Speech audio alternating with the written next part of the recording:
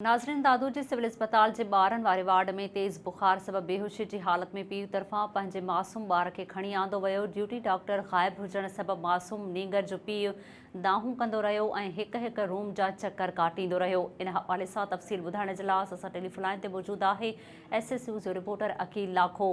जी अकील, छा तफ़सील आहिनि? हाँ जी बिल्कुल, मां तव्हांखे ॿुधाईंदो हलां त दादू सिविल अस्पताल जे ॿारनि वारे वार्ड में तेज़ बुखार सबबि बेहोशी जी हालत में पीउ तरफ़ां पंहिंजे मासूम ॿार खे खणी आंदो वियो, जिथे ड्यूटी डॉक्टर मंज़र आमता ग़ाइब। मासूम जो पीउ दाऊं कंदो रहियो। डॉक्टर काथे आहिनि? नींगर खे कच्छ ते खणी डॉक्टर लाइ हिकु रूम जा चकर काटींदो रहियो। वालिद मासूम नींगर खे खाने का सेंटर ते खणी वियो। मासूम जे वालिद ॿुधायो त पहिरियां एमरजेंसी वार्ड वियासीं, उते ड्यूटी डॉक्टर न ॾिठो ऐं ॿारनि जे वार्ड मोकिलियो। हिते डॉक्टर न आहे, मुंहिंजो बच्चो बेहोश आहे, बुखार दिमाग़ ते चढ़ी वियो अथसि।